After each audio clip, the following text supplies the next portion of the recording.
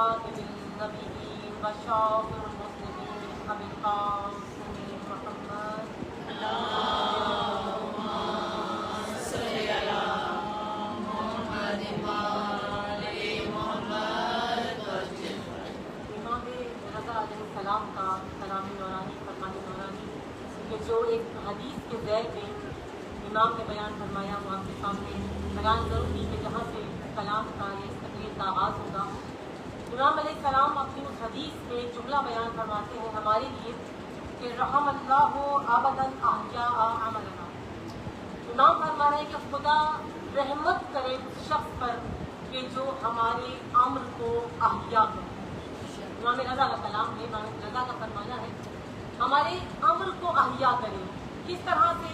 तकरीर के ज़रिए से हो सकता है, कलाम के ज़रिए से हो सकता है, तहरीर के ज़रिए से हो सकता है, या अपने अमल के ज़रिए से हो सकता है। यानी इमाम की अहले बैत की तालीमात को हम अपने अमल, अपनी तकरीर, अपनी ज़बान, अपने अमल जो कुछ हम करके दिखा रहे हैं इसके ज़रिए से अहया करें, यानी जिंदा करें अमल इमामत को। अमर इमामत को कि जो अम्र है उनका उसको अहया करना हमारा फरीज़ा है। ये फ़राइज़ हम पर क्यों आयद हैं? हमें क्यों कहा इमाम ने इस अम्र को अहया करना हमारे ही लिए क्यों ज़रूरी है? इसलिए कि आप हामिले फर्श अज़ा हैं, आप इमाम हुसैन के अज़ादार कहलाते हैं। हम इस नशिस्त में जिसमें आप सब यहाँ पर जमा हुए हैं हम सबको उनके आने वाले मुहर्रम की तैयारी करनी है। हम बहुत आसान लेते हैं, बड़ा इजी है मुहर्रम हमारे लिए कि आता है और आपके जहनों में मखसूस रसूमात हैं और उन रसूमात से गुजर कर आप उस मुहर्रम को बर्पा करते हैं और मुहर्रम भी ख़त्म हो जाता है और रसूमात भी ख़त्म हो जाती है। अज़ादार खुश होता है कि मैं अज़ादार हूँ, आंसू बहा लेते हैं कि हमारी बख्शिश हो गई है, हम मौला हुसैन के करीब हो गए हैं, और दुआएं मांगने वाले इस बात पर खुश और मुतमईन है कि हमारी सारी दुआएं मुहर्रम के इनाम में जो हमने मन्नतें मांगी थी, जो डोरियाँ बांधी थी, वो सब की सब दुआएं उन अलमों पर, उन ताबूतों पर हमारी पूरी हो जाएंगी। यानी इन तमाम रसूमात, इन तमाम आमाल के बाद जब मुहर्रम के सवा 2 महीने गुजर जाते हैं तो अज़ादार भी मुतमईन है कि मैंने अज़ादारी कर ली है, और दुआ करने वाला भी मुतमईन है, भले वो किसी भी मसलक से ताल्लुक़ रखता हो कि मेरी दुआओं की मकबूलियत हो गई है। और यही अज़ादार इस बात से भी मुतमईन है कि मेरे आंसू कबूल हो गए हैं, क्योंकि हदीस है कि जिसने मक्की के पर भिगोने के बराबर भी अगर हमें हुसैन में आंसू बहा दिया तो उसका जन्नत वाजिब हो जाएगी। इस लिहाज से बड़ा इत्मीनान से मुहर्रम गुजर जाता है। तो क्या ये मुहर्रम, ये आशूरा ऐसे ही गुजरना चाहिए हर साल? अगर ऐसे ही गुजरे, अज़ादार ऐसे ही गुजारे, तब तो आप अल अजल कहते रह जाएंगे, ज़हूर नहीं होगा।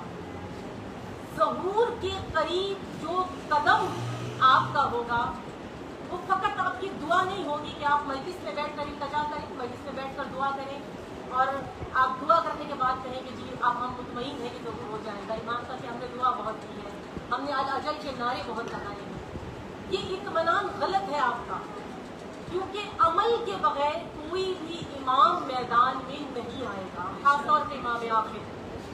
और उस अमल के लिए आपने जब पहला कदम बढ़ाना है, आपने जो आगे बढ़ना है, जिसने आगे बढ़ना है, ये अगर मैं कहूँ कि जिसने आगे बढ़ना है वो अज़ादार है। पहला कदम अज़ादार की तरफ से बढ़ेगा, पहला स्टेप अज़ादार उठाएगा, पहले मैदान में अज़ादार आएगा।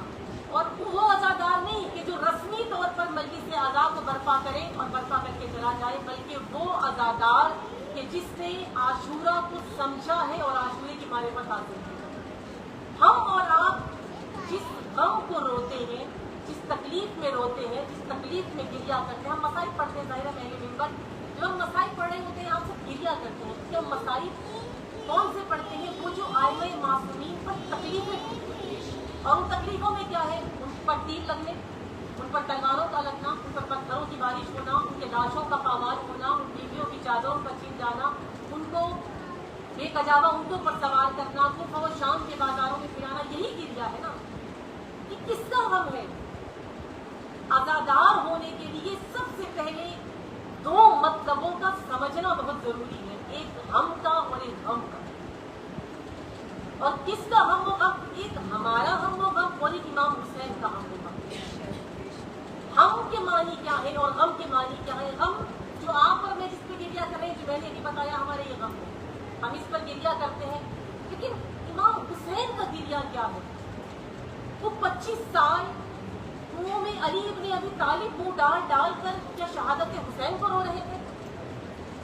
وہ 25 سال خاموشی کے جو گزارے ہیں، وہ کس بات کا گریہ تھا؟ وہ مولا کائنات کے آنسو کس چیز کے آنسو تھے؟ وہ کس کی طلب تھی؟ وہ تنہائی پہ کھڑے ہو کر کہنا آئینہ آئینہ عمار، میرا عمار کہاں ہے؟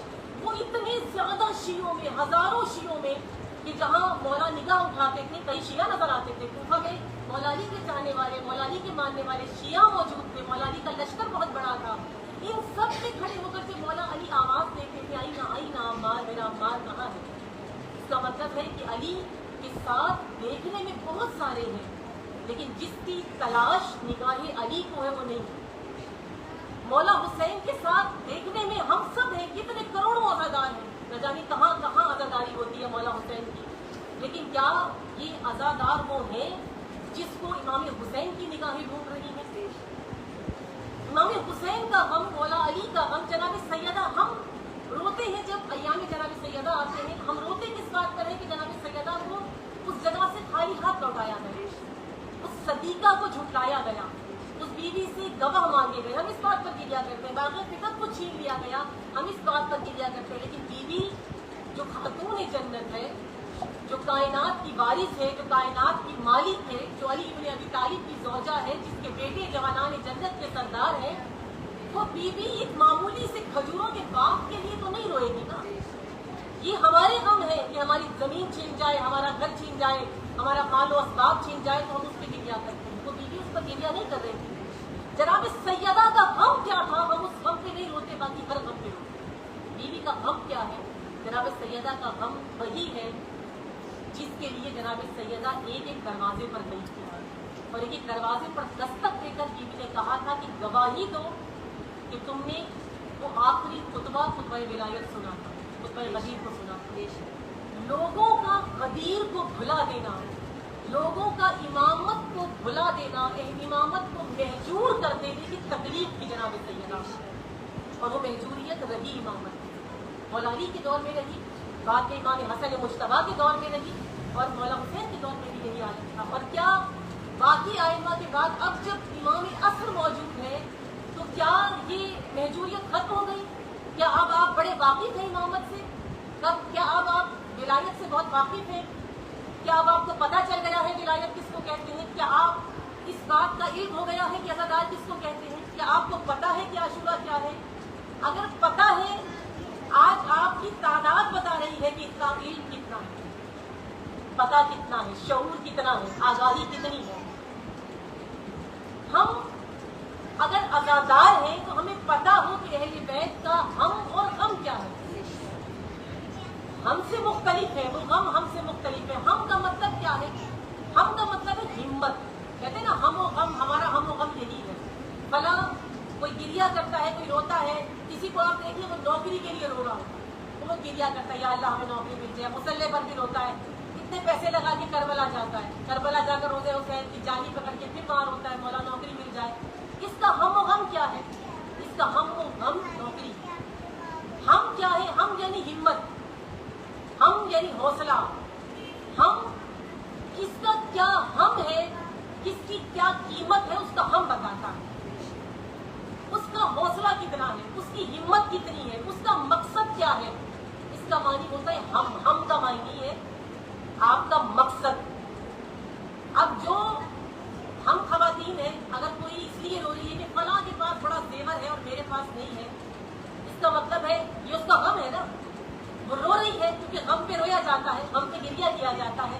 لیکن غم جس طرح ابو باہر نے کہا کہ وہ غم اس پر گریہ ہوتا ہے جس سے محبت ہو. عورت کی محبت زیور سے ہے تو اس پر رو رہی ہے کہ میرے پاس نہیں ہے. اگر گھر چھن گیا تو ہم اس پر گریہ کرتے ہیں کہ ہمارا گھر چھن گیا ہم سے. یعنی آپ کا غم آپ کا گھر ہے، اس کا مطلب ہے آپ کا ہم بھی آپ کا گھر ہی ہے. یعنی آپ کا مقصد بھی آپ کا گھر ہی تھا جس پر گریہ. آپ کا بچہ بیمار ہے اور آپ اس بیمار بچے کے لیے ہی مستقل طور پر رو رہے ہیں، اس کا مطلب ہے آپ کا ہم بھی وہی بچہ ہے، یعنی آپ کا ہدف، آپ کا مقصد بھی وہی بچہ ہے اور آپ کا غم بھی وہی بچہ ہے جس کے لیے آپ گریہ کر رہے ہیں۔ لیکن عزادار کا ہم و غم کیا ہو؟ عزادار اس کو کہتے ہیں کہ جس کا ہم و غم پیسہ نہیں ہوتا، جس کا ہم و غم دولت نہیں ہوتی، جس کا ہم و غم یہ مال و اسباب نہیں ہوتے، جس کا ہم و غم یہ دولت اور یہ زیور نہیں ہوتا، جس کا ہم و غم اولاد کی شادیاں نہیں ہوتی، جس کا ہم و غم یہ نوکریاں نہیں ہوتی، جن کا ہم و غم اہل بیت کا ہم و غم ہوتا ہے۔ یعنی جو ہم امام حسین کا تھا وہی ہم عزادار کا ہوتا ہے۔ ہم کیا؟ وہی مقصد، یعنی جو مقصد مولا حسین کا ہے وہی مقصد عزادار کا ہوگا۔ اگر آپ عزادار حسین ہیں تو آپ کا مقصد بھی حسین ابن علی والا ہونا چاہیے، جو ہدف مولا حسین کا تھا وہی آپ کا ہو۔ اگر آپ عاشورہ برپا کر رہے ہیں، اس عاشورے کی کڑی کہاں سے ملتی ہے؟ یہ عاشورہ ابتدا کہاں سے ہوتا ہے؟ اس عاشورے کا پہلا قدم کیا ہے؟ پہلا اقدام کیا ہے؟ یہ عاشورہ نکلا کہاں سے ہے؟ یہ عاشورہ انقلاب رسول سے نکلا۔ رسول کی رسالت، رسول کا اقدام، رسول کی تحریک، رسول کا انقلاب، اور پھر وہ قدم جب آگے بڑھے تو کہاں تک پہنچے؟ کربلا تک پہنچے۔ یہی اقدام جب کربلا تک پہنچا اور کربلا میں آ کر جو امام حسین نے کارنامہ سر انجام دیا، اس وقت جس غم میں یا جس ہم میں امام حسین نے کارنامہ سر انجام دیا تھا، کیا آپ اور میں عاشورہ اسی ہم و غم میں مناتے ہیں؟ نہیں مناتے۔ ہم وہ تکلیفیں یاد کرتے ہیں، لیکن عزادار حسین کا عزادار ویسا نہیں ہے جیسا ہونا چاہیے۔ آج عاشورے کی شکل بدل جاتی اگر ہم ویسے ہوتے۔ آج ہمیں اپنی نفرتیں یاد ہیں، اپنی لڑائیاں یاد ہیں، اپنے بغض یاد ہیں، اپنے کینے یاد ہیں، ہمیں سب کچھ یاد، محرم میں بھی یاد رہتا ہے۔ ہمارا اتنا عجیب و غریب ہماری اذا ہوتی ہے، ایک مخصوص، اور یہ میں بغیر معذرت کیے کہوں گی کہ ہم جب مجلس پڑھ رہے ہوتے ہیں، کیونکہ ہم ممبر پر ہوتے ہیں تو سب کو دیکھ رہے ہوتے ہیں، آدھے سے زیادہ عوام انجوائمنٹ کرنے آتے ہیں۔ یہ آپ کو دوستوں کو آپس میں ملانے کا، آپس میں گپ شپ کرنے کا، گھر جانے کا ٹائم نہیں ہوتا، تو وہ بہترین موقع ہوتا ہے۔ صبح سے شروع ہوتی ہے شام تک، اگر آپ کوئی ایک بھی بامقصد مجلس کر لیں نا، آپ کا ہدف پورا ہو۔ آپ میں سے سب نہیں کہہ رہی ہیں، لیکن ایک بہت بڑا طبقہ، ابھی تو گرمیوں میں محرم آیا ہے، جب محرم سردیوں میں تھا، آپ اس مجمع کے اٹھنے کے بعد دیکھا کریں مونگ پھلی کے چھلکے کتنے ہوتے ہیں۔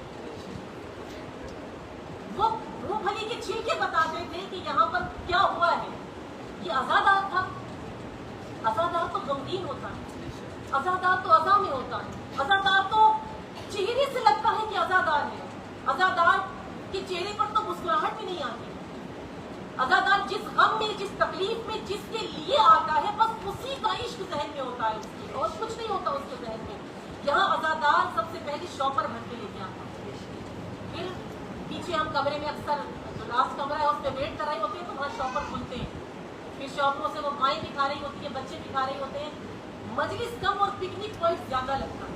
نا خدا کا واسطہ، آپ عزادار بن کے جب گھر سے نکلے ہیں تو عزادار رہیے، اس عزت کو قائم رکھیے۔ یہ بہت بڑا شرف ملا ہے آپ کو۔ عزادار ہونا کوئی معمولی بات نہیں ہے، جس طرح شیعہ ہونا کوئی معمولی بات نہیں ہوتی نا، تو عزادار ہونا کوئی معمولی بات نہیں ہوتی۔ آپ ایک ہدف کے تحت گھر سے نکلے ہیں۔ آپ نے جو سرکار نے کہا نا کہ شیڈول بدل جاتا ہے آپ کا، آپ اپنے کام جلدی کرتے ہیں اور اس کے بعد اپنے گھروں سے نکلتے ہیں۔ وہ جو آپ نے اپنی نیند کو خراب کیا، آپ نے اپنے شیڈول کو بدلا، آپ گھر میں جلدی اٹھے، آپ نے جلدی اپنے امور انجام دیے۔ آپ میں سے زیادہ تر خواتین جو دن میں کپڑے دھوتی ہے، مشین لگاتی ہے، وہ راتوں کو ہی دھو لیتی ہے فارغ کپڑے کے، صبح کو ہم نے مجلس میں جانا ہے۔ یعنی کتنے کام آپ گھر کے ایسے ہیں جن کو بالکل مختلف انداز سے ایام اعظم میں کر کے آپ صبح کو کیوں نکلتی ہیں گپ شپ کرنے؟ نہیں، آپ کسی ہستی، عظیم ہستی کی عزادار بن کر اس لیے جا رہی ہیں کہ اس ہستی کا ہم و غم آپ کا ہم و غم ہے، آپ اس کے لیے جا رہے ہیں۔ کیوں ہم اس طرح سے نکل رہے ہیں؟ کیوں ہمیں مقصد عزا نہیں پتا؟ کیوں ہم ویسے عزادار نہیں ہیں؟ کیوں ہمیں اگر کوئی کہہ دے کہ یہ عزادار نہیں ہے تو ہمیں غصہ آ جاتا ہے؟ کیوں یہ سب باتیں مجھے پتا ہے بعد میں یہ ایشو بنایا جائے گا کہ عزاداروں کو یہ کہا گیا ہے، لیکن ہم کیوں اس چیز کو نہیں سمجھتے، ہم کیوں اس طرح کا عاشورہ برپا نہیں کرتے، ہم کیوں ایسی مجلسیں برپا نہیں کرتے؟ کیونکہ ہمیں مقصد ہی نہیں پتا ہم آ کیوں رہے ہیں، ہم رو کیوں رہے ہیں، ہم یہاں بیٹھے کیوں ہیں، یہ مقام کتنا بلند ہے، یہ جگہ کتنی بلند ہے۔ صرف وہ ہستی جس کے لیے آئے ہیں وہ تو بلند ہے، لیکن جس فرش پر آپ بیٹھے ہیں یہ فرش کیا ہے؟ یہ جن کے گھروں میں بچتا ہے وہ گھروں کو بلند کر دیتا ہے۔ یہ فرش اتنا بلند فرش ہے تو سوچیے جو بیٹھا ہے اس کو کتنا بلند کرتا ہے۔ لیکن اگر آپ کو پتا ہو کہ آپ کیسے عزادار ہونے چاہیے، آپ کا ہدف کیا ہے، آپ نکلے کیسے، اگر یہ پتا چل جائے تو یقین جان لیجیے عاشورہ ویسا ہو جیسے امام زمانہ چاہتے ہیں۔ یہ عاشورہ ہمارے یہاں اکثر، کیونکہ ظاہر ہمارا عنوان ہی عزادار کی ذمہ داریاں ہیں، ہمارے یہاں اکثر ذاکرین اہل منبر پر وہ توہین کر جاتے ہیں اہل بیت کی، اپنی طرف سے وہ بہت فضائل بیان کر رہے ہوتے ہیں، لیکن اصل میں وہ توہین ہو رہی ہوتی ہے اہل بیت کی۔ بعض مقامات ایسے ہیں جہاں خدا سے اتنا بڑھا دیا جاتا ہے، بعض مقامات ایسے ہیں جہاں تمام انبیاء کو بالکل روندنے کے بعد اہل بیت کو بلند کیا جاتا ہے۔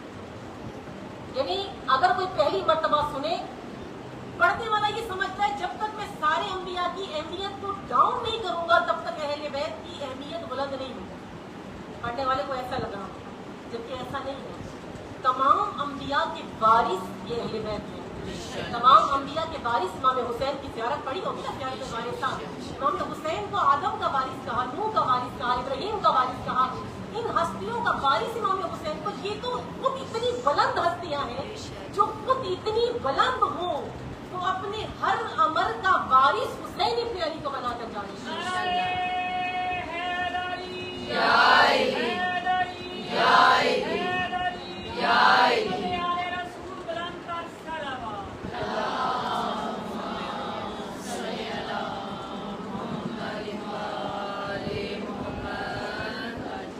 سب سے پہلے ہمیں حسین کو سمجھنا ضروری ہے۔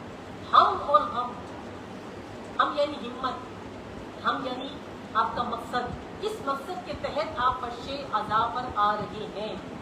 مولا کائنات حضرت علی بن ابی طالب بیان فرماتے ہیں، ضرور دیکھیں مولا اللہم صلی علی محمد وآل محمد۔ امام فرماتے ہیں کہ اگر کسی انسان کی قیمت کا اندازہ لگانا ہو کہ انسان کتنا قیمتی ہے یا کتنا حقیر ہے، اس انسان کی اگر آپ نے قیمت کا اندازہ لگانا ہے، امام فرما رہے ہیں اس کو خاندان پہ نہ پرکھو کہ کتنے بڑے کتنے عظیم خاندان سے، اس کی دولت نہ دیکھو کہ کتنا دولت مند ہے، اس کو دولت پہ نہ پرکھو۔ ہمارے ہاں عموماً انسان کی قیمت اس کی دولت سے لگائی جاتی ہے کہ بڑا امیر کبھی ہے تو یہ بہت عظیم انسان ہے، آگے شانشین کے پاس بھی امیروں کو جگہ دی جائے۔ امام علی کہتے ہیں کہ اس سے نہ پرکھو، یعنی خاندان سے نہ پرکھو، اس کی دولت سے نہ پرکھو کہ یہ کتنا قیمتی ہے، اس کی عظمت جو اس نے اپنی ظاہری بنائی ہوئی ہے، اپنے آپ کو عظیم لوگوں کے سامنے دکھایا ہوا، اس سے نہ پرکھو کہ وہ کتنا قیمتی ہے۔ کس سے پرکھو؟ امام فرماتے ہیں انسان کی قیمت کا اندازہ لگانا ہو تو اس کی ہمت سے اس کو پرکھو، وہ ہمت والا کتنا ہے، وہ مقصد پر کتنا اترتا ہے، وہ اپنے کس مقصد کے تحت کس طرح چلتا ہے، اس کا مقصد بتاتا ہے یہ کتنا قیمتی ہے، اس کا ہدف بتاتا ہے یہ کتنا قیمتی ہے۔ کچھ لوگوں کا ہدف یہ زر زمین دولت ہے، پیسہ ہے، جھوٹے ہوئے ہیں، لگے ہوئے ہیں، بس ہم نہیں اٹھ سکتے، اپنی دکان سے نہیں اٹھ سکتے، ہم اپنی جاب سے نہیں اٹھ سکتے، ہم عاشورے والے دن ہم اپنا چھٹی نہیں کر سکتے، کچھ نہیں کر سکتے، ہم یہاں سے نہیں، کیونکہ اس شخص کا ہم و غم وہ پیسہ ہے، وہ دولت ہے، اس کا مقصد ہی وہ دولت ہے، کیونکہ مقصد وہ دولت ہے، اس لیے اس کو حقیر ہے۔ جو بہت دولت مند ہے اور اس دولت کی خاطر وہ کچھ نہیں چھوڑ رہا ہے، اس دولت کو پکڑے ہوئے ہے، اس کی رسی کو تھامے ہوئے ہے، اس دولت کو نہیں چھوڑا، اس کا مطلب بہت کم قیمت ہے، بہت بے قیمت ہے، بہت حقیر ہے۔ لیکن اگر کسی انسان کا مقصد حسین ابن علی بن جائے، یا میں اگر اور آسان طریقے سے سمجھا سکوں کہ ہم نے تو شاید کوئی ہی ایسا ہو کہ مولا حسین کا مقصد کیا ہے، مولا حسین کی قیمت کا اندازہ کیسے لگائیں گے؟ 10 محرم کو ہم یہ کہتے ہیں قیمتی سرمایہ چلا گیا، کہتے ہیں نا، ہم 21 رمضان کو کیا کہتے ہیں؟ قیمتی سرمایہ ہم سے چھوٹ چکا ہے، شیعوں کا قیمتی سرمایہ چلا گیا۔ جناب فاطمہ کی شہادت شہادت ہوئی تو کیا کہا گیا کہ قیمتی سرمایہ چلا گیا، یعنی قیمتی تھی یہ ہستیاں. کس طرح قیمتی تھی؟ علی بیلچا چلا رہی ہے کسی یہودی کے باغ میں، آپ نے تو امانت نہیں دیکھی. علی سوکھی ہوئی روٹی کھا رہے ہیں کہ جس کو اپنے گھٹنے پہ رکھ کے توڑتے ہیں تو وہ ٹوٹتی ہے. ایسی سوکھی ہوئی روٹی کھانے والا کہ جسے کوئی پانی میں ڈبو کے بھی نہیں کھاتا، لیکن وہ سخت سوکھی ہوئی روٹی علی ابن ابی طالب کھا رہے ہیں. حسین ابن علی جو میدان کربلا میں آئے ہیں اور پینے کے لیے پانی 3 دن کے بھوکے پیاسے ہیں، پینے کے لیے پانی نہیں ہے. اور یہ وہ ہستیاں قیمتی، لیکن کہا جا رہا ہے قیمتی جانیں ہیں. کیوں قیمتی جانیں؟ کیونکہ ان کے مقصد قیمتی ہے. ان کا ہدف، ان کا ہم و غم دولت نہیں ہے، ان کا ہم و غم پیسہ نہیں ہے. کیوں علی ابن ابی طالب اتنی قیمتی ہے؟ کیوں جناب فاطمہ اتنی قیمتی ہے؟ کیوں حسن مجتبی اتنے قیمتی ہے؟ کیوں امام حسین اتنے قیمتی ہے؟ کیونکہ مولا حسین کا عشق، مولا حسین کا مقصد پروردگار عالم.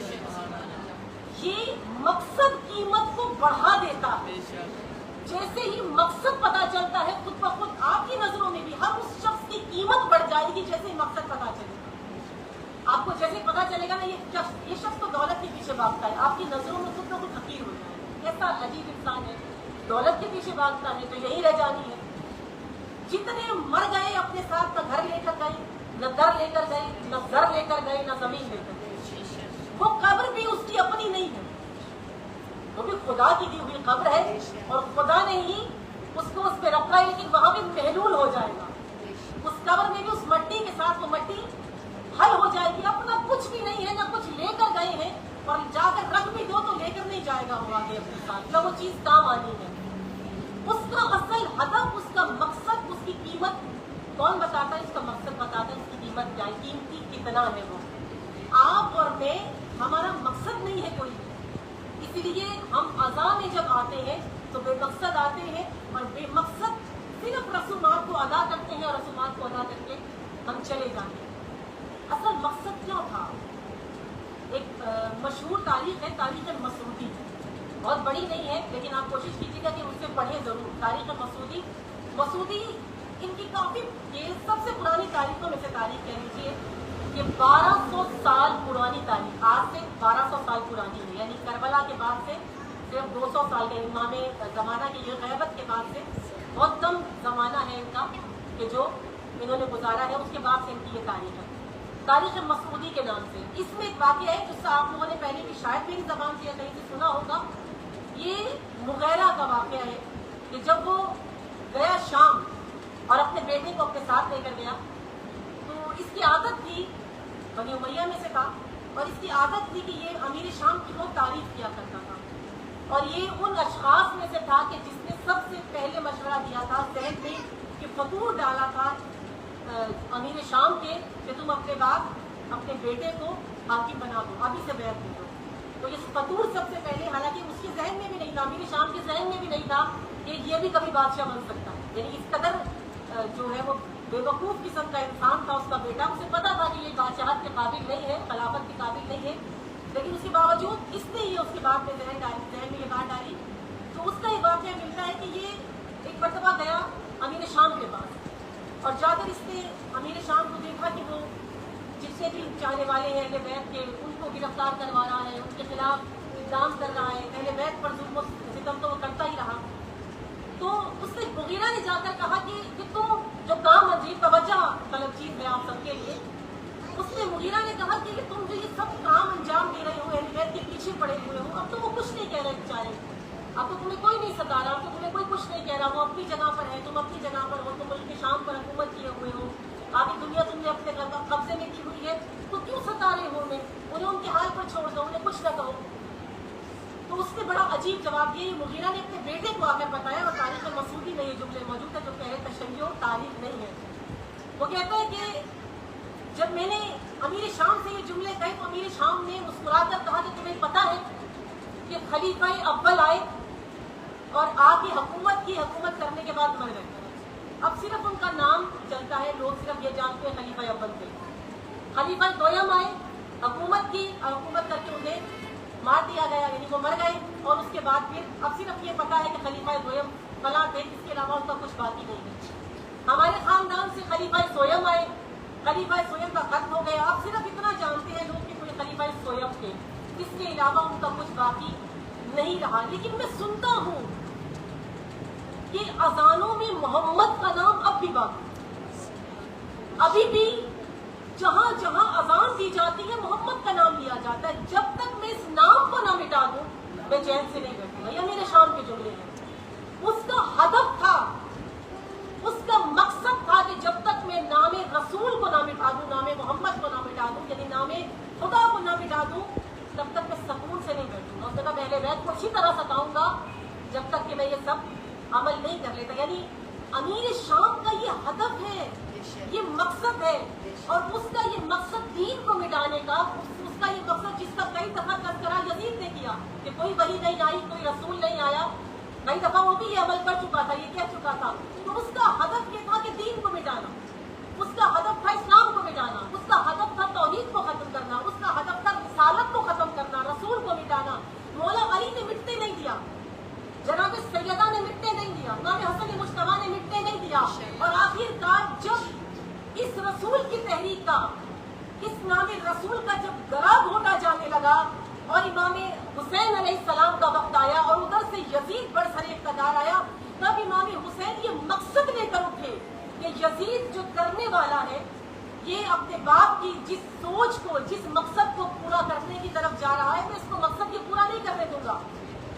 इस इमाम हुसैन इस मकसद के तहत चले कि मैं ज्यादा हकदार हूँ इस बात का कि मैं उम्मत को बताऊं कि तुम कहाँ खड़े हो, तुम्हारे सर पर कौन सा हाकिम है, तुम किस खलीफा के नीचे मातहत हो, तुम किसके सरे साया नमाजें पढ़ रहे हो, रोजे रख रहे हो। इमाम हुसैन ने उस वक्त ये इक़दाम किया और तब तौहीद को बचाने के लिए, रिसालत को बचाने के लिए इमाम हुसैन निकले।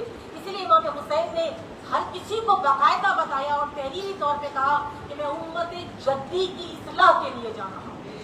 यानी अपना मकसद बताया है कि मैं इस्लाह उम्मत जद्दी के लिए जा रहा हूँ। यानी उम्मत को उस वक्त भी इस्लाह की जरूरत थी, तो आज तो आपका इमाम गैबत थे कि अब आपको इस्लाह की जरूरत नहीं है, अब आप कंप्लीट हो चुके, अब दीन आप सबका कामिल हो चुका, कि अब सब बेहतरीन अज़ादार है। नहीं, ऐसा नहीं है। जो मकसद मौला हुसैन करबला लेकर गए थे, वो मकसद आज इस अज़ादार का होना चाहिए था। इस अज़ादार का वो हदफ, वो मकसद नहीं है, लेकिन होना यही चाहिए। हमने अज़ादार बन के अमरे इमामत को अहया करना था। फकत अहले मिंबर इसके हकदार नहीं है कि अहले मिंबर ही यही काम करें, एक एक शख्स का फरीज़ा है, आप सब पर वाजिब है। इस वक्त सबसे ज्यादा हमला यही इमाम हुसैन का मकसद तौहीद को बचाना, सबसे ज्यादा हमला तौहीद पर है। आज मिंबरों पर किस पर हमला किया जा रहा है? अहले बैत को तो बुलंद करते हैं, अहले बैत की तो तारीफ करते हैं, हमला किस पर होता है? तौहीद पर। आज जब मौला अली के नाम के साथ जल्ले जलालहू लगाया जाता है, हमला किस पर है? तौहीद पर। आज हमला किस पर है? रिसालत पर। आपने किसका दिफा करना है? आज आपके दौर में किस पर हमला हो रहा है? जिस इमाम हुसैन के दौर में जिस चीज पर वहां हमला हुआ, इमाम ने उसका दिफा किया। आज आपके दौर में जिस पर हमला है, तौहीद पर हमला है, रिसालत पर हमला है, आज आपने भी उसी का दिफा करना है। हुसैन इब्ने अली करबला पहुंचे वो दिफा करने के लिए, आपने हुसैन इब्ने अली की मजलिसों में पहुंचना है वो दिफा करने के लिए। आप सबकी जिम्मेदारी है, अहले मिंबर की जिम्मेदारी है, हर कोई। और मैं इसी के जहर में जहां अज़ादार की जिम्मेदारी है, अहले मिंबर भी अज़ादार होते हैं। मिंबर, अहले मिंबर का मानी बताओ। अहल यानी जो बैठने के लायक, तो मिंबर पे उसको बिठाओ जिसको समझो कि बैठने के लायक है। उसी को, हर कोई नहीं, हर किसी को ना कह दिया करें अहले मिंबर। अहले मिंबर, अहले मिंबर का मानी एक होता है जो अहल हो, जो अहलियत रखता हो, उसको मिंबर दिया जाता है। और मिंबर का मानी क्या है?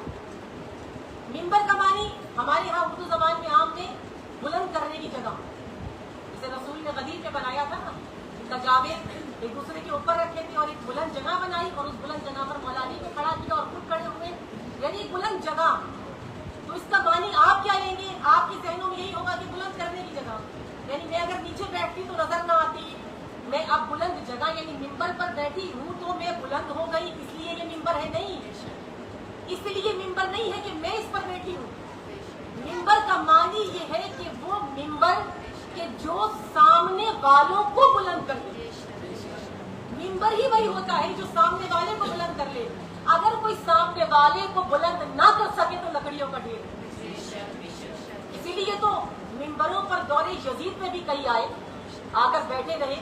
آج بھی مسجد نبوی میں پڑھا ہوا باقاعدہ بنا ہوا لکھا ہوا خطبہ پڑھا جاتا ہے, اور مسجد نبوی میں رسول کے منبر پر بیٹھ کر کوئی وہی خطبہ دے دیتا ہے. تو آپ کیا کہیں گے کہ یہ اہل منبر ہے, یا کہیں گے کہ یہ منبر ہے؟ نہیں. اگر آج امام ہو تو امام کیا کہیں گے؟ لکڑیوں کا ڈھیر ہے.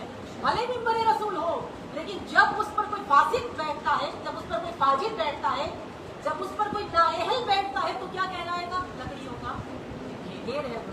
منبر یعنی وہ جو سامنے والے کو بلند کرتے, یعنی اس پر بیٹھنے والا وہ بیان کرے کہ جس پر سننے والا بلند ہو جائے.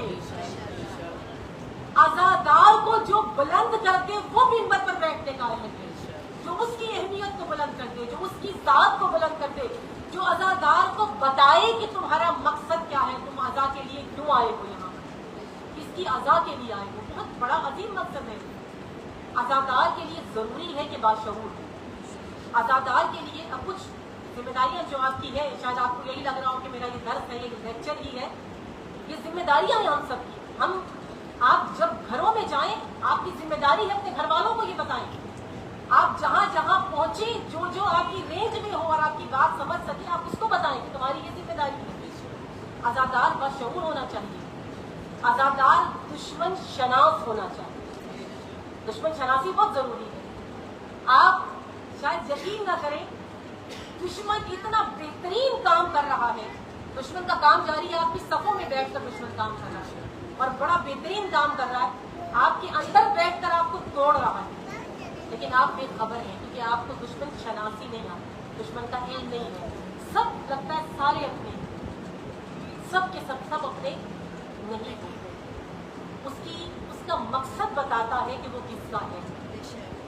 اس کا کلام, اس کی تحریر, اس کی گفتگو, اس کا عمل بتا رہا ہوتا ہے کہ وہ کیا کر رہا ہے, اس مقصد کے تحت وہ مجلس میں آیا.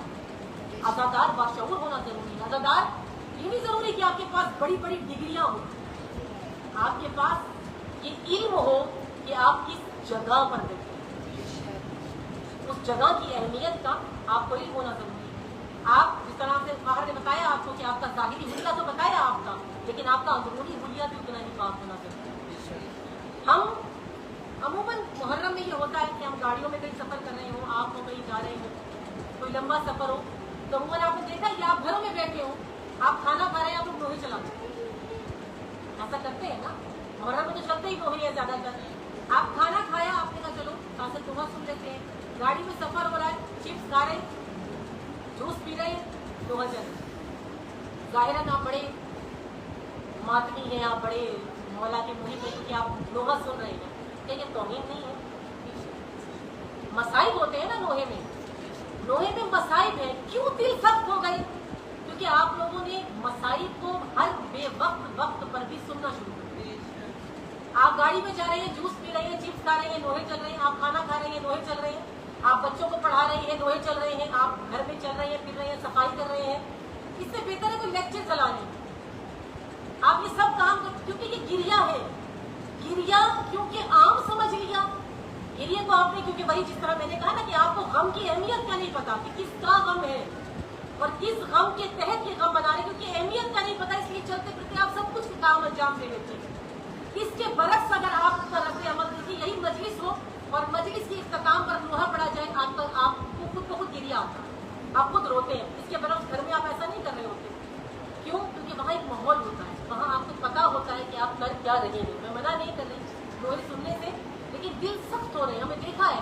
اور اس کا انجام کیا ہوتا ہے؟ پھر کتنے ایسے اہل منبر ہیں, کتنے ایسے ذاکرین ہیں, وہ مجمع کو رلانے کے لیے وہ مصائب گھڑتے ہیں کہ جو کربلا میں ہوئے بھی نہیں, جو کربلا میں نہیں ہوا تھا, رلانے کے لیے وہ سب کیا جاتا ہے. بہت سی حقیقتیں ایسی ہیں جو کربلا میں ہوئی ہیں, لیکن بہت سی ایسی چیزیں جو کربلا میں نہیں ہوئی لیکن ہمیں سنائی جاتی, ہمیں بتائی جاتی. ہم اس کو صرف اس لیے سچ مان لیتے ہیں کہ پڑھنے والا کہتا ہے کہ جو کچھ بیان ہو رہا ہے, اتنے ظلم ہوئے, اتنے ظلم ہوئے, اتنے ظلم ہوئے کہ جتنے بیان کیے جائے کم ہے. یہ لفظ کہہ کے پھر وہ ایسے ایسے ظلم پڑتا ہے کہ جو کربلا میں ہوئے بھی نہیں تھے. ہاں ایسا نہیں ہے. اس لیے آپ کا باشعور اور باہر ہونا کہ آپ کو تو پتا ہو کہ یہ ہوا تھا یا نہیں ہوا تھا. کم از کم ایک مقتل کی کتاب ضرور, اوتھینٹک مقتل کی ایک کتاب پڑھ لیں تاکہ آپ کو پتا ہو سامنے پڑھنے والا صحیح بھی پڑھ رہا ہے کہ غلط پڑھ رہا ہے. یہ سب کچھ کربلا میں ہوا بھی تھا کہ نہیں ہوا تھا. ایسے آزادار بہت ساری ذمہ داریاں آپ کی ہماری بنتی ہیں جو کہ رسمی ادا کر کے گزر جاتے ہیں. تابوت آتے ہیں, تقریباً ہر جگہ تابوت کے برآمد ہوتا ہے, علم برآمد ہوتا ہے, تابوت سے آگے علم ہوتا ہے جو خواتین لے کے آ رہی ہوتی ہیں. کس کنڈیشن میں خاتون کو بھی نہیں پتا ہوتا وہ باوضو ہے وہ نہیں ہے. آپ شبیہ برآمد کر رہے ہیں اور اکثر دیکھا گیا ہے شبیہ برآمد کرنے والی کی سر پہ دوپٹہ نہیں, سر پہ نہیں. آپ جس کا تذکرہ اکثر ہم سے سوال ہوتا ہے ساری تو عورتیں ہیں پھر اتنا لپیٹنے کی کیا ضرورت ہے, ساری تو خواتین ہیں پھر اتنا حجاب کرنے کی کیا ضرورت ہے. ساری خواتین ہیں لیکن جن کا نام لیا جا رہا ہے اس نام کے لیے اس نام کا احترام یہ ہے کہ سر ڈھکا ہوا ہو. تو جس نام کا یہ احترام ہے آپ اس کی شبیہ لے کے آتے تو اس احترام کا خیال کیوں نہیں کرتے؟ اس وقت تو کوئی خیال نہیں کیا جاتا میں باوضو ہوں یا نہیں ہوں, میرے سر پہ دوپٹہ ہے یا نہیں ہے. عزادار کی بہت ساری ذمہ داریاں ہیں لیکن ہم ان ذمہ داریوں سے واقف نہیں ہیں. شاید آپ کو یہ لیکچر عجیب لگ رہا ہو یا یہ بات عجیب لگ رہی ہو لیکن یہ ذمہ داریاں ہیں آپ کی اور ہماری. ضرور کوئی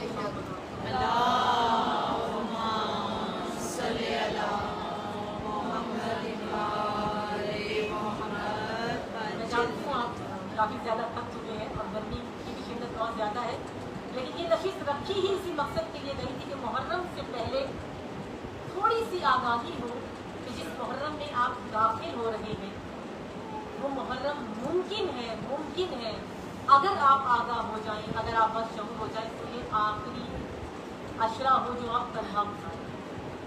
یہ آخری ممکن ہے یہ عشرہ آخری کو جو تنہا گزاریں, اس کے بعد پھر عشرے انشاءاللہ امام زمانہ کے ساتھ.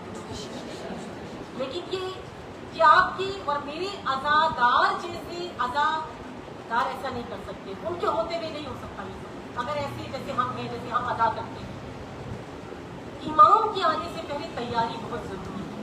بس میں یہی اختتام ہی کروں گی لیکن اس آخری نقطے کو میں آپ کے لیے خاص طور پہ جوان بچیوں کے لیے میں ضرور کہوں گی کہ امام کے لیے آمادگی, امام کے لیے تیاری انتہا سے زیادہ ضروری عمل. سب سے پہلا عمل آپ کی اور میری تیاری ہے. الاجل سے امام نہیں آئیں گے, دو امام زمانہ پڑھنے سے امام نہیں آئیں گے, آپ کے فقط ہاتھ اٹھانے سے امام نہیں آئیں گے, آپ کے نماز روزوں سے امام نہیں آئیں گے, آپ کے ایسے حجوں سے امام نہیں آئیں گے, آپ کے ایسے اعمال سے امام تو نہیں آنے والے. جب تک آپ آمادہ نہیں ہوں گے, جب تک آپ تیار نہیں ہوں گے, تب تک امام کا ظہور نہیں ہوگا. امت کا امامت کے لیے تیار ہونا ضروری.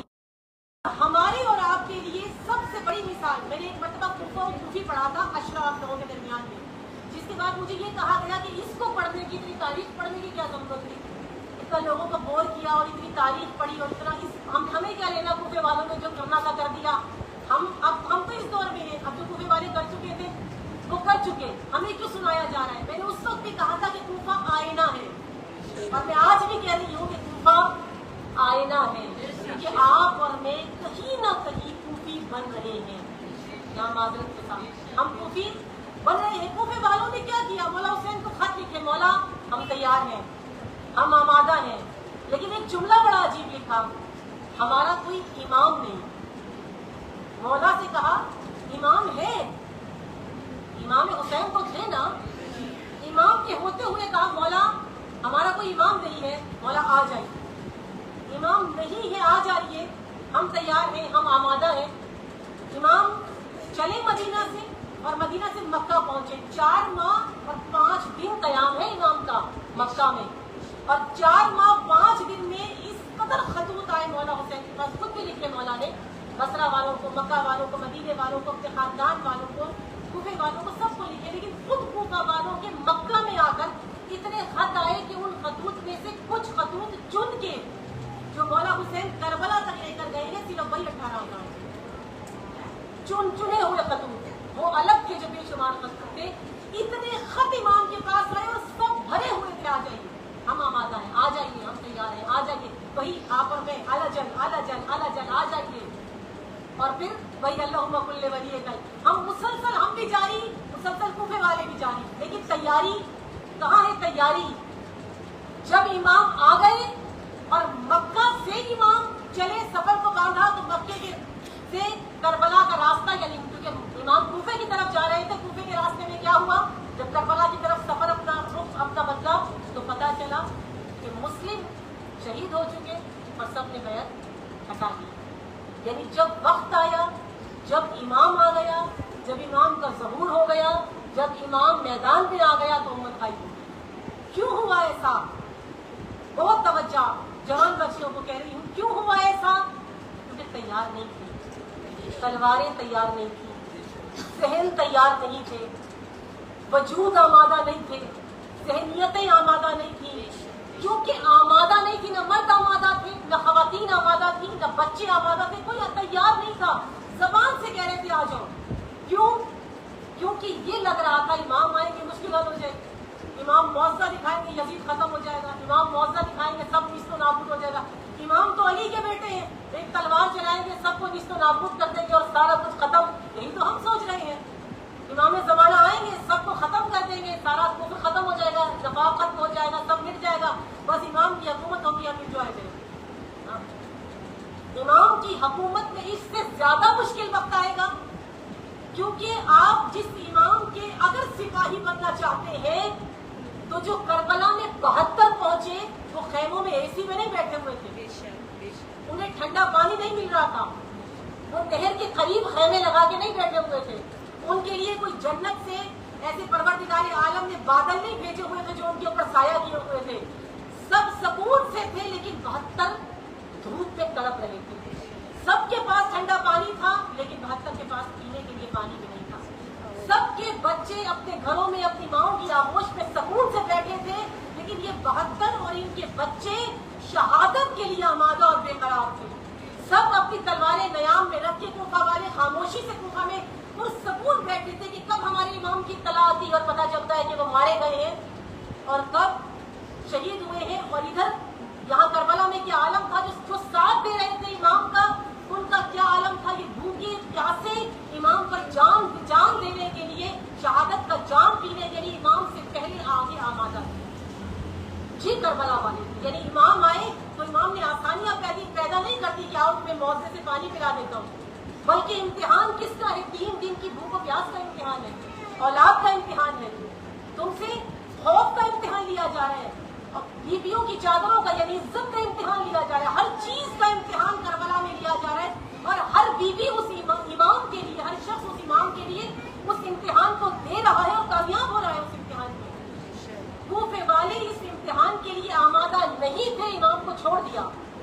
آج آپ اور ہم الاجل کہنے والے اس امتحان کے لیے آمادہ ہیں؟ یا ذہنیتیں آمادہ ہیں؟ یا گھر چھوڑنے کے لیے آمادہ ہیں؟ یا اپنے لخت جگر دینے کے لیے آمادہ ہیں؟ یا اپنے 6 ماہ کے بچے دینے کے لیے آمادہ ہیں؟ کیا اپنے 18 سال کے میدان میں شہید کروانے کے لیے آمادہ ہیں؟ کیا اپنے شوہر اپنے سہاگ اجڑوانے کے لیے آمادہ ہیں؟ کیا آپ اپنی چادریں دینے کے لیے آمادہ ہیں؟ جس وقت آپ میدان میں آمادگی کے ساتھ ان مجلس حسین میں آئیں گی اور آمادہ ہو کر آئیں گی. اگر مر گئے تو حسین کے ہیں، یہ چادریں چھنتی ہیں تو چھن جائیں، یہ اولاد قربان ہوتی ہے تو قربان ہو جائے، لیکن مقصد حسین مٹنا نہیں چاہیے. کیوں؟ کیونکہ جب آپ اس عزاداری میں عزادار بن کے آئے ہیں تو امام حسین نے 10 محرم کو جب اپنی شہادت کو پیش کیا تو اپنی ذمہ داری دے کر گئے تھے. امام حسین نے حامل عزا بنایا تھا 2 ہستیوں کو، کس کو؟ جناب زینب اور امام سجاد کو. امام سجاد حامل عزا تھے، جناب زینب حامل عزا بنی، اور ان دونوں نے اس عزا کے بوجھ کو اپنے کندھوں پر اٹھایا. اور آج اس عزا کے بوجھ کو کون اٹھائے گا؟ اس عزاداری کو کون اٹھائے گا؟ کون جناب زینب جیسا عزادار ہوگا؟ کیا بی بی فقط روتی رہی؟ کیا جناب زینب فقط گریا کرتی رہی؟ کیا کبھی دیکھا بازار کوفہ میں کیا جناب زینب فقط یہ کہتی کو مار دیا، ہائے میرے علی اکبر کو مار دیا؟ کہیں نہیں ملے گا. بازار شام میں جناب زینب نے کہیں گڑ گڑا کر نہیں کہا ہائے میرا حسین مارا گیا. یزید کے دربار میں جناب زینب نے نہیں کہا کہ ہائے میرا حسین مارا گیا. کیوں؟ کیونکہ جناب زینب کا غم شہادت حسین نہیں تھی. غم جناب زینب کیا تھا؟ وہی جو حمل کر کے لائی تھی، وہی ولایت، وہی توحید، وہی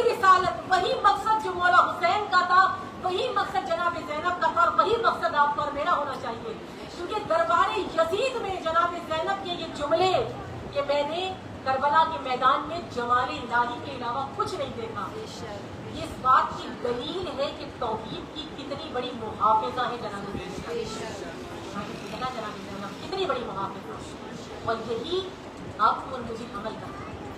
اگر امام کا سپاہی بننا ہے تو حقیقی عزادار ہونا ہے اس تیاری کے لیے، کیونکہ تقریباً وہ تو الگ بولا جاتا ہے نشانیاں پوری ہو گئی ہیں اور یہ ہو گیا ہے، نشانیوں سے پہلے آمادگی پوری ہونا ضروری ہے۔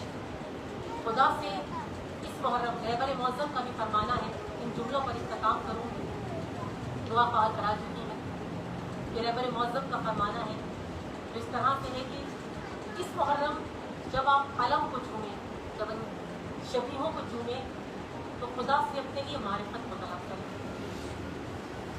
اپنی ہستی کو بلند کریں، اپنے آپ کو بلند کریں، خدا سے دعا کریں کہ امام ہمیں اپنے سپاہیوں میں شامل کریں، امام ہمیں با معرفت بنائے اور ہمیں توفیق دے خدا کہ ہم امام کے سپاہی بننے کے قابل بھی خود کو بنا سکیں، آمادہ ہو سکیں، اور یہ آمادگی اس شاید یہ محرم آپ کے وجود کے اندر کوئی انقلاب لا سکے۔ یہ نشست معذرت کے ساتھ یہ بہت وقت لیا آپ کا، لیکن اس نشست کو رکھنے کا مقصد بھی یہی تھا کہ شاید کوئی ایک چیز آپ کے قلب کو منقلب کر دے، تبدیل کر دے، آپ کے اندر کوئی انقلاب آ جائے، آپ اپنی ذات کو بدل دیں، لیکن محرم میں نہ بدلیں، محرم میں خود کو بدل کے پائیں تاکہ آپ اپنے آپ کو 2.25 مہینوں میں امام کا سپاہی بنا سکیں۔